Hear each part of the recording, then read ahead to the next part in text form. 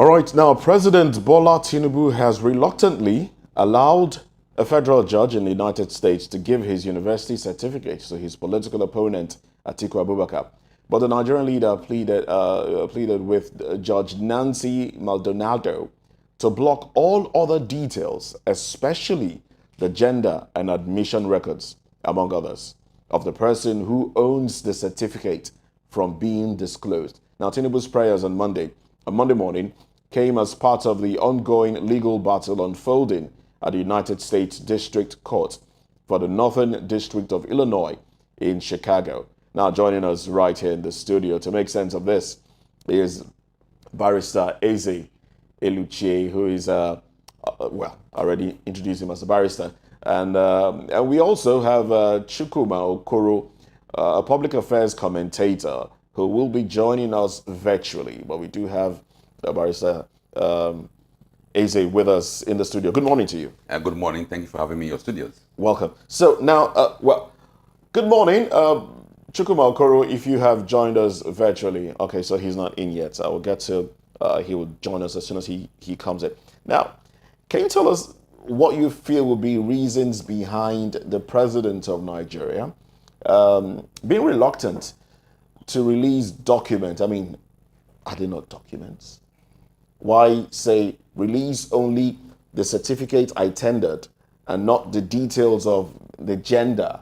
Doesn't that tell you something? Is that not worrisome?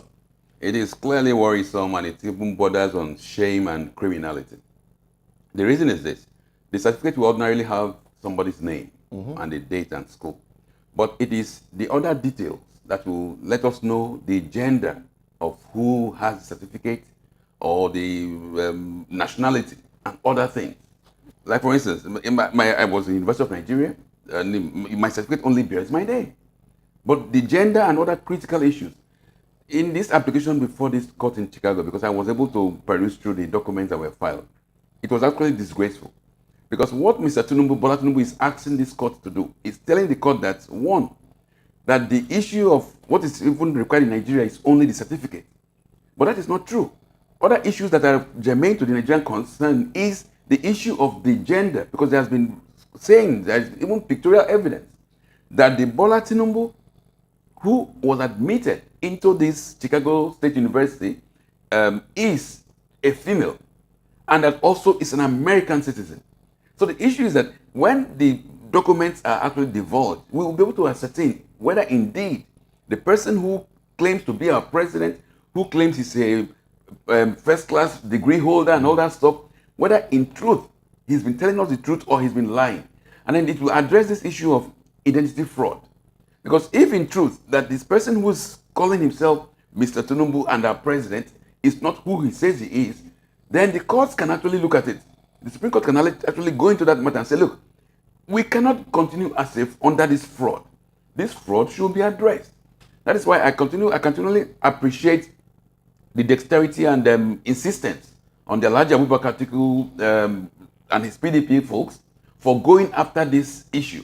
Because mind you, this is not the first time this issue is being litigated. Of course. Way back in 1999, the late sage Gani Fahimi went to court to try to establish this fact. But thugs and hooligans stoned and they manhandled him in court, and then they scared him away. Now, in this instance, this matter is before the courts in the United States. There will be no manhandling. There can be efforts to bribe or whatever, but Nigerians are beginning to realize the truth.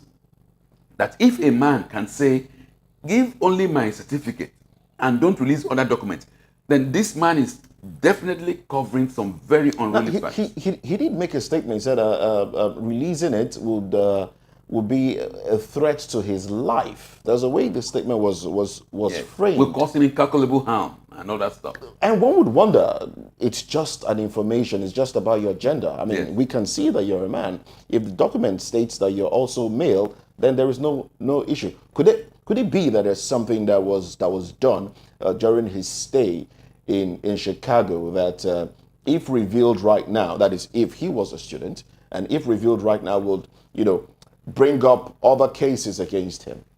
Well, what we already know about Mr. Tinubu's stay in Chicago includes a forfeiture of over $460,000 for drug-related and money laundering offenses. So already we know of such several illegalities. Now, what he's trying to fight off by saying it will cause him incalculable harm is if it is revealed, for instance, that indeed the Bola Tinubu, who went to Chicago State University and graduated when this man said he graduated, is a woman, that means he either is a transgender, or he did sex change, or he's absolutely fraudulent. This is not a joke. Because why else will a man say this will cause him irreparable harm? And the truth is, we have to know. Because if this man is going to be our president, he's ruling over Nigeria, he's going to be in charge of appointing who will be the IG of police, the service chiefs, the central bank governor. We have to know if he is a fraudster or not. And for goodness sake, if he's a fraudster, then the Supreme Court owes Nigerians a duty to kick him out of office. But if in truth he's not, then come on, Mr. President, come and tell us the truth. Stop prevaricating. It has gotten to that stage because you may not understand the issues. The fact is that Nigeria is already known as a fraud-prone country, a country that has dupes, that is notorious for 419. If we now have a character as our president whose name is not even known, whose gender is we are unsure of, whose parents we don't know, whose educational trajectory we are not sure of, then it will become very, very clear to the international community that anything Nigerian is fraud. So what Mr. Atiku Abubakar is doing by this action is actually fighting for Nigerians. It's not even the issue of elections or whatever. The issue is we have to clear the name of Nigeria before the international community. We cannot be continuing in this manner where people think of us as frauds, and then we have a president who bestrides the world, travels abroad, and the world knows. The irony is that the world knows this fact. The U.S. president and co know because these are what are before them.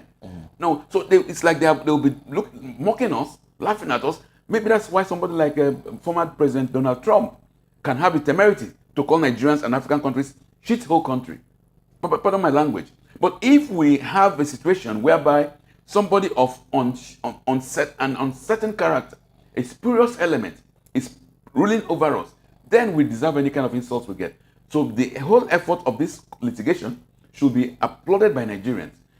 And the fact that Mr. Tinubu is fighting so hard to avoid these facts emanating or coming out, tells us not just that there may be something wrong, but that there's everything wrong. That all he's been telling us so far, we should take it with a bag of salt. All right, now we also, when you said transgender, yeah, it just made me wonder, what if he is a transgender? People are coming out of the closet now. He kind of sort of just come out of the closet. Look, if that were the case that were the case, would the Nigerian law prevent him from remaining the president or being the president of Nigeria if we can establish that the person, Bola Ahmed Tinubu, was a woman and then did some magic and became a man? Well, now what the presidents of the courts have told us is that when a man gets into office with fraudulent documents, those are substantial reasons enough to throw him out of office. That has been the president thus far, except for this funny judgment that took place in Enugu State gubernatorial matters, which I hope that the Supreme Court will correct. But the precedent has been that if you come into office with a fraudulent document, that means your entire stay in office is illegal and you'll be thrown out. So we are hopeful that the issues get addressed. My worry is this. It appears that fraud, deceit are now ingrained as cardinal principles of governance in Nigeria under this regime. Now, when you look at, because if the facts of the basics of the president is so crouched in mystery, you now begin to see what Ngula, this is a spokesperson, the several lies and he's been mistakenly speaking crap a lot of times.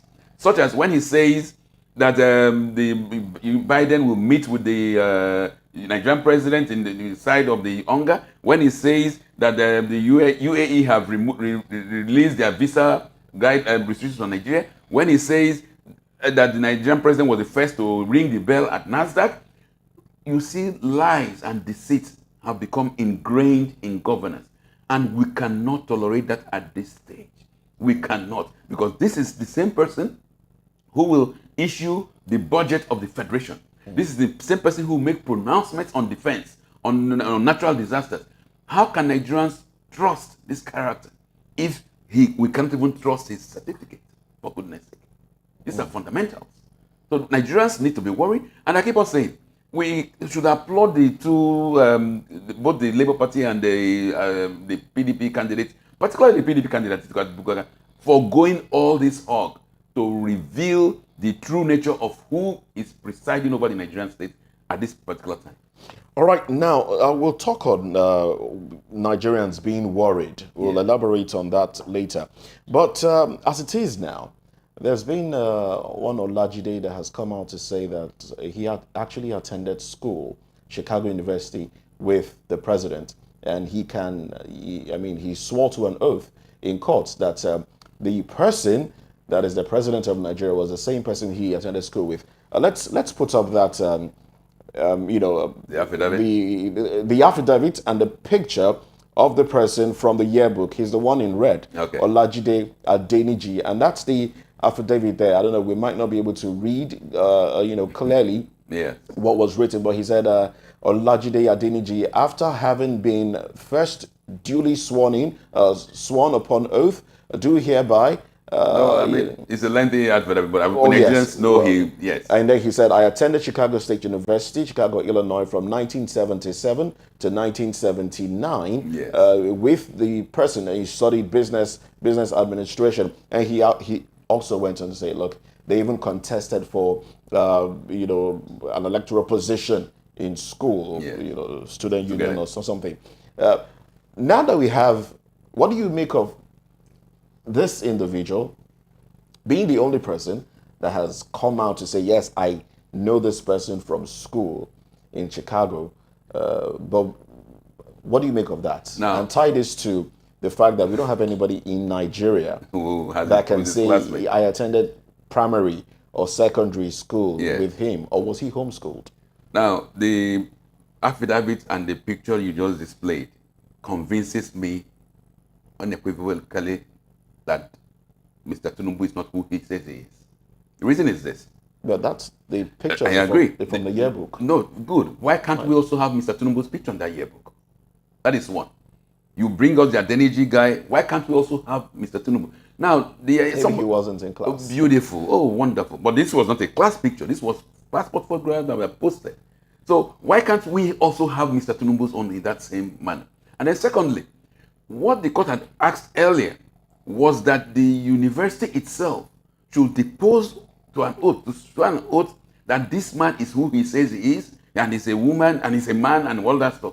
This university is avoiding that extent. Or Mr. Tinubu is trying to stop the university from doing that. And do you know why? This Mr. Adeniji who has come out, you can pay somebody $1 million, $2 million, $3 million, and he will risk 2-3 years in jail. Because if he's jobless, he's doing nothing, he's willing to do that, take that risk, and come and say, yes, I know him, blah, blah, blah, and think that will be okay.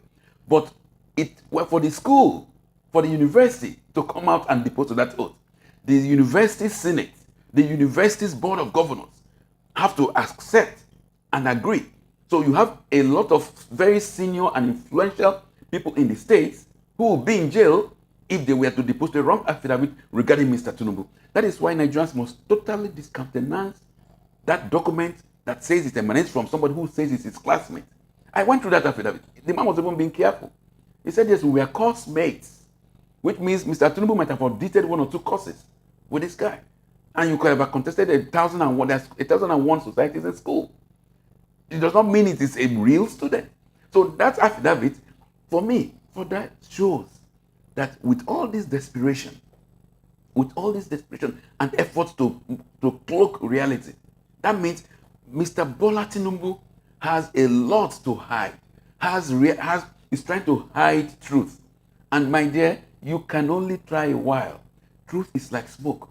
It will find its way out, and it's already finding its way out, and we should appreciate the efforts of those who are doing this litigation. Now, from the position of the law, we know that Judge Gilbert initially gave an order that Chicago State University must release that's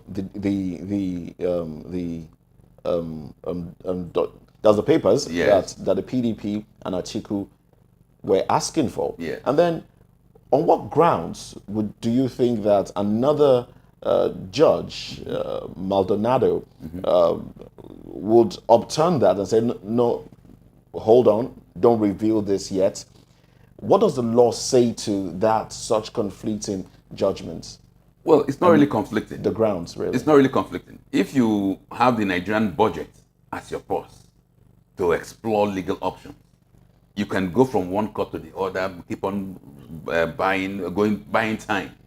But then the U.S. system is such that, because I did my master's in Georgetown University, the U.S. system is such that there will be an end to this criminality and illegality and rascality. And at the end of the day, the lawyers who are participating in this will have their licenses at stake. Just like happened with the Donald Trump matter. Yes, you can do some funny things and try to buy time, but you will regret it. So you should ask yourself, how much are the lawyers of Mr. Tinubu being paid to risk their professional integrity and their licenses? And it's a lot of money. I mean, that's how this is work. That is how Trump was able to get some lawyers to risk their integrity and go ahead and try to waste time.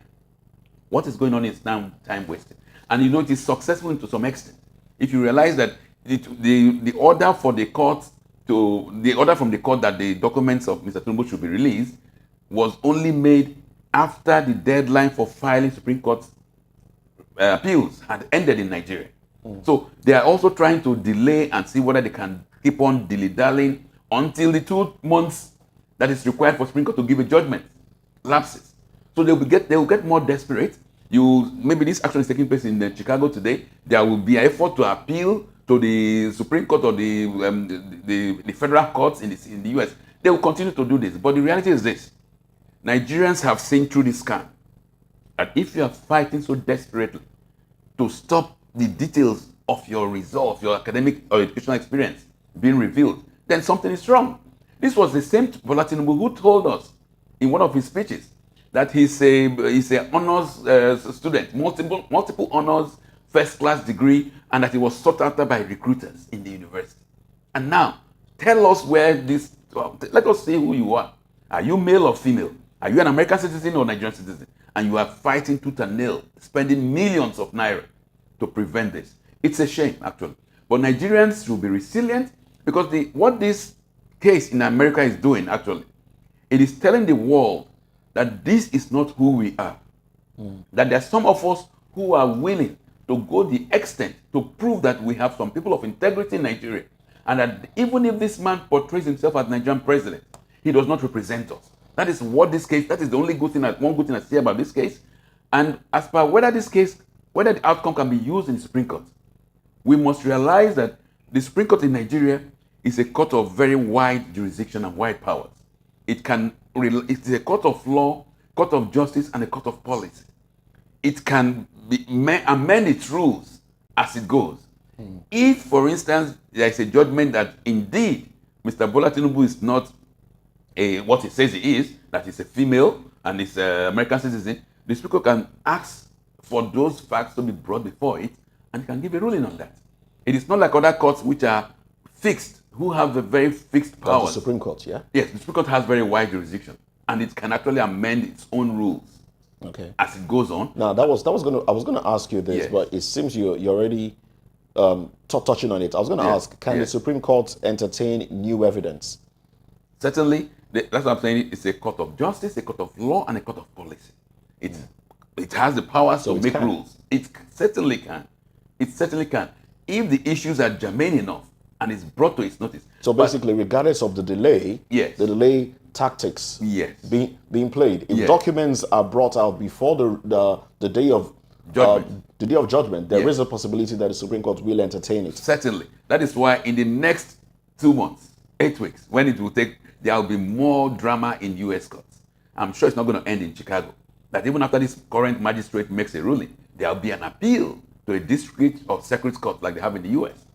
But then the ultimate thing is that we hope that the American system is aware of what's going on and they expedite it and they stop all these shenanigans playing out, because it's going to hurt Nigerian eventually.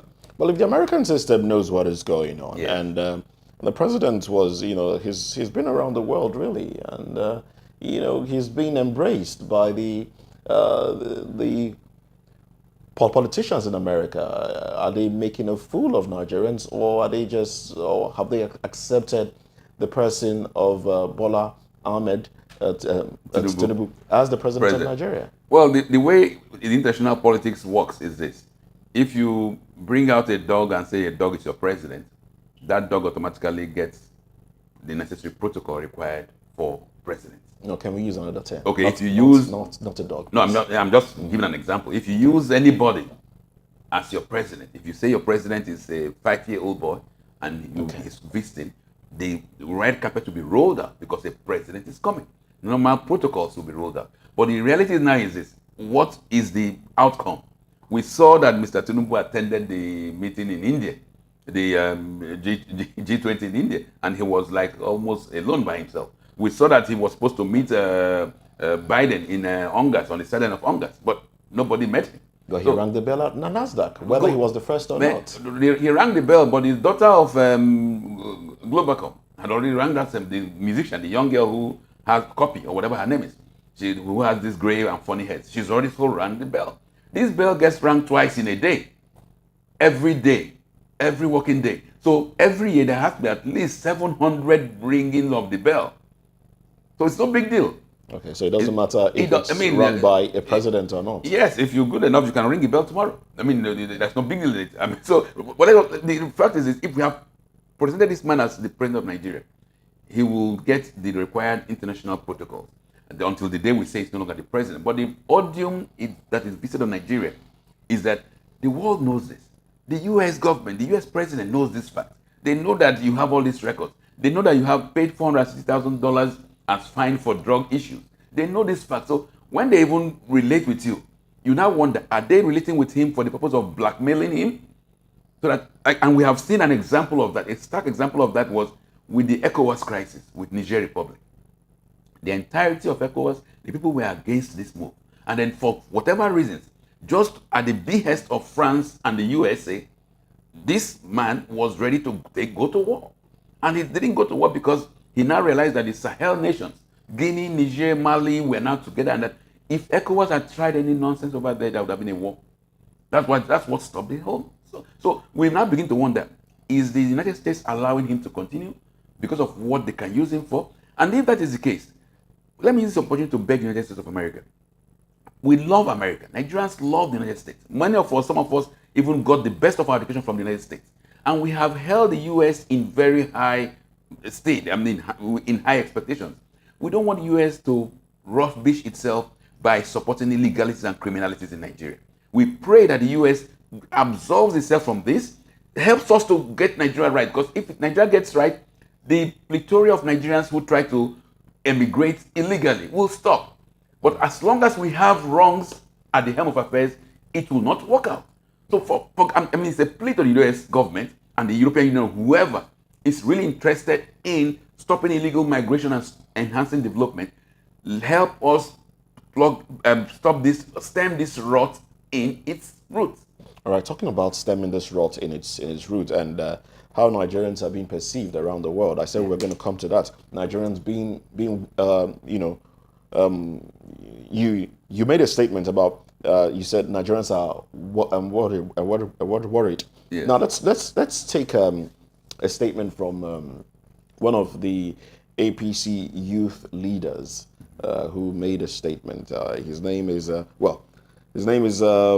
Hyde. He said, let me see now. Hyde Kalu. Now he is urging the PDP and the presidential candidate of the PDP, Atiku Abubakar, for the sake of Nigerians to, simmer down on this. He says, I am sure that no Nigerian is happy with the way our country has been subjected to ridicule over the court ruling in the United States. He went on to say, for the love of this country and to spare Nigerians the shame of how this process may end, it is important that we plead with Atiku to drop that case and not allow us wash our dirty linens in the public. he goes on. He goes on. He says, we are all patriots. We are all patriots. And I believe that we can have a decent way of handling this matter and save Nigerians the shame of this impending embarrassment. The elections have come and gone, and the president has emerged. We are all humans, and that is why I am pleading with Atiku to discontinue the case in America for the sake of the country and in consideration of the friendship between him and President Tinubu. What do you make of this plea? That is one of the most unpatriotic messages any Nigerian, any person anywhere can ever conjure. That letter should have been addressed to Mr. Bola Tinubu. Because what Alhaji Atiku Abubakar is doing is not for himself, but for the entirety of Nigeria, for the sanity of Nigerians. Let it be said that somebody is alive and talking, and So is still human. Is it okay for Nigerians to wash our dirty linen in public? We don't even need to have a dirty linen. Let the dirty linen resign. Let the dirty linen step out of the stage. The dirty linen should not have been there in the first place. We have over 200 million Nigerians, most of whom are very patriotic, from whom we could have selected the president. That we have somebody who is of this level of stains coming out and projecting himself is what should worry Nigerians. So that letter by that young man should have been addressed to the person who is so-called the dirty linen, because we have a lot of white linen. Who says you can't be president, for goodness sake? Look at the people who are ruling other countries. Macron was president when he was in his 30s or early 40s. Early 40s. Good. So, I mean, all over. Now, why would we have somebody who is not top-notch, who is not physically fit? Yeah, Bola Tinubu was good. I mean, he was very smart and all that stuff. But not at this stage, for goodness sake. So that letter should have been addressed to Mr. Tinubu and not to patriots who are taking up the challenge. In fact, I would encourage more Nigerians to be as altruistic and positive-minded as Mr. Atiku Abubakar. Because what he's doing is what this country needs. That was what people like Gani Fahimi were doing. That was what several Nigerians were doing in Nigerian courts until our courts went haywire. When did the courts go haywire? Courts went haywire when, for just coming to court to seek an explanation of the constitutional provisions, the courts have the temerity to slam lawyers with 10, 20 million naira fines. I mean, that is why perhaps the best thing to do, go to Ghana, go to America, go to Britain and institute these actions. Because the kind of judges we have in some of the Nigerian courts, appalling judgments, whereby for merely coming to court to seek constitutional clarifications, a lawyer can be fined. Let me give you an example. I brought an action to challenge the appointment of Tahiru Jega as INEC chairman because he was not duly qualified. And the court saw it. The constitution was changed on basis of that my application. At the end of the day, even if they allowed him to continue, the court, in its wisdom, realized that what I did was to advance the judicial process and jurisprudence. Did not give it a dime as fine. I had 5 sons on the other side. If I was to have been paid costs for that, it would have been terrible. But nowadays, you have judges who give humongous fines to try to scuttle litigation, to try to keep Nigerians away from the last hope of the common man. And somebody is trying to tell us that Atiku should not go to court in the US to try to prove justice. My dear, if there are Nigerians out there who can go to Britain, Canada, wheresoever, to establish this truth, please exercise that opportunity. Avoid Nigerian courts for now, because you will be slammed with a hefty fine. Is there hope for Nigerians if the court that is supposed to be the last hope of the common man is strangulating the common man as it is? Well, there will always be hope. We must have hope in our systems. We can only hope that those who are giving this negative judgment are the negatives. I mean, that should be removed from the system eventually. And we have a Supreme Court. So Nigerians are looking up to the Supreme Court. They are also jurists, eminent jurists who are there. And we hope that they can dispassionately, politically, look at the issues, the several issues that are placed before them. Mind you, the issue of certificate is just one of about 10 other issues that are before this court to adjudicate upon over the election. We have the Abuja, 25% Abuja, the 460,000 fine, several other issues, which are germane issues. So we hope that the Supreme Court will save us from washing our dirty linen in public.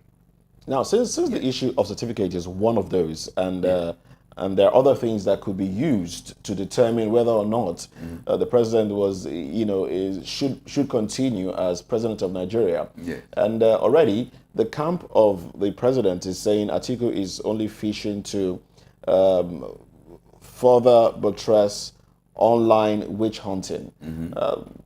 Shouldn't we just avoid the online witch hunting and focus on other issues that can also determine whether or not he remains the president of Nigeria? No, they are not online witch hunting. This is are there issues to be addressed?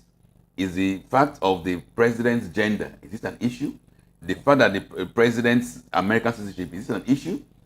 These are issues because it also boils down to what was sworn in. If you were a female before and now you became a male and you never told Nigerians, it's an issue because it boils down to governance. Like I said from the onset, we appear to have deceit and fraud ingrained as fundamental objectives of governance in Nigeria. And that is not how it should be. Government should be trust. There should be no trust deficit in governance.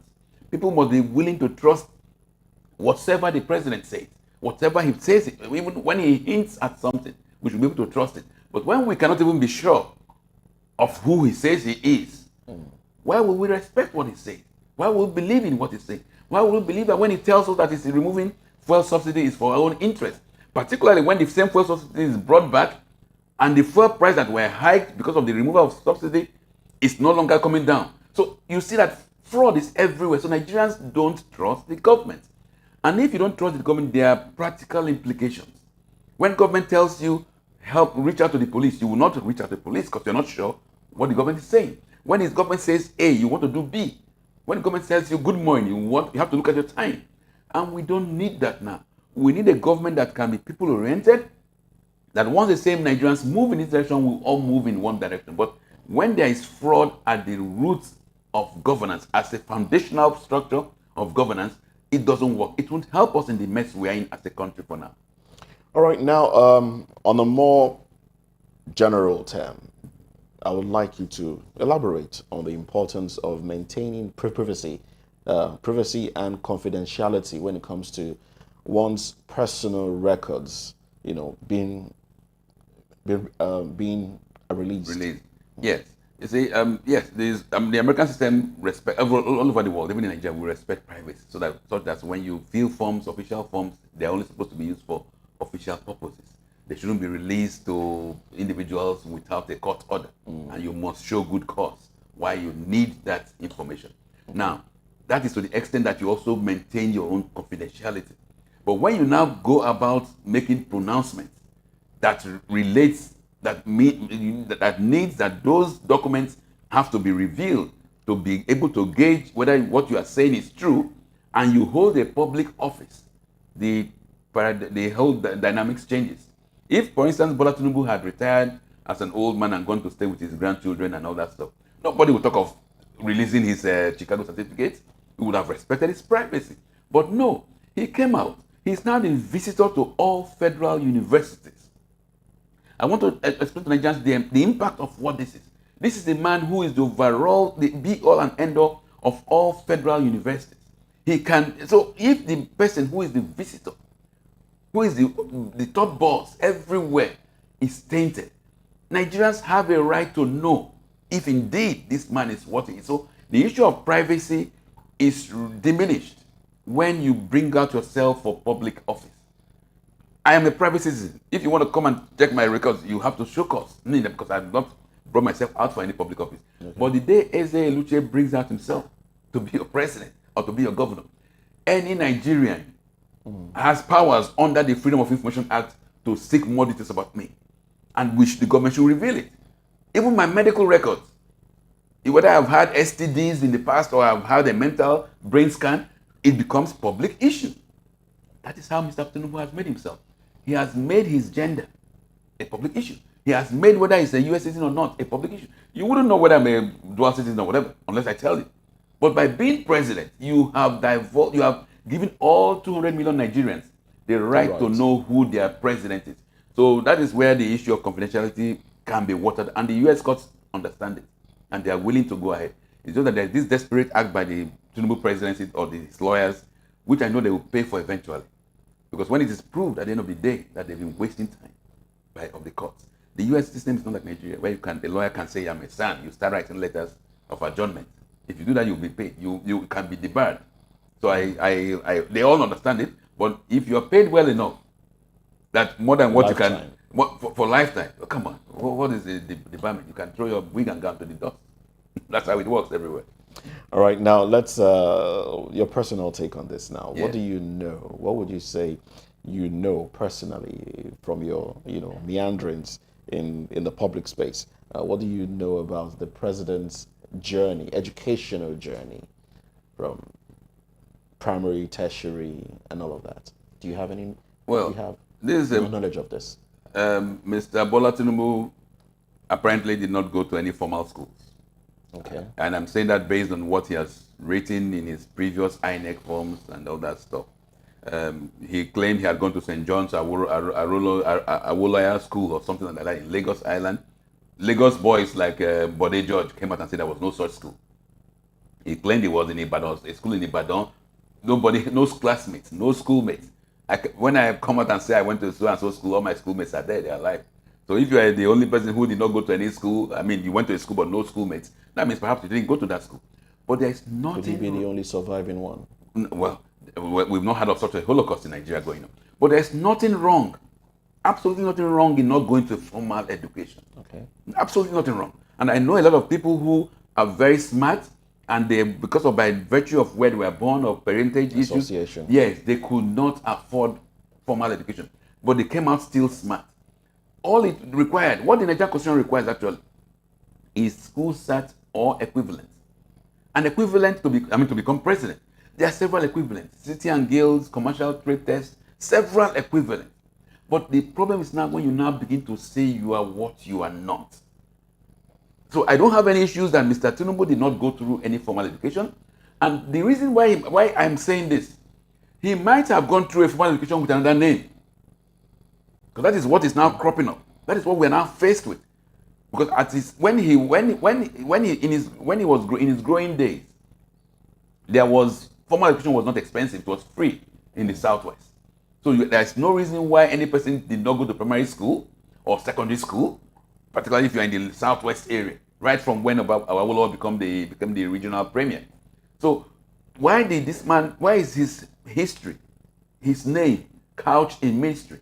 We've had names like Shangote Do and so on cropping up. But we won't go into that area. It is cropping up because there is an issue of identity fraud or theft or crisis. Now, with that kind of person as our president, come on. I mean, it doesn't speak well. Nigeria already has a baggage, a huge baggage. We are trust deficit in the international community. We need a transparent leader at this stage. But when you are now faced with somebody who has no trajectory, who has no history, who just came up from Chicago State University, and now even that one is in doubt, it's quite worrisome. And I am worried because the greater worry is actually the future, the children. They are looking at what is going on now.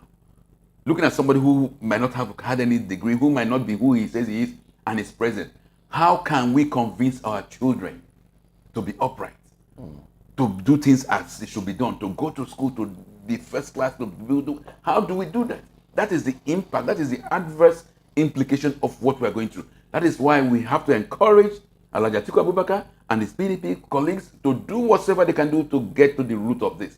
Because if it is proved at the end of the day, and that the proper judgments are made, then Nigerians will now say, yes, indeed, it pays to be clean.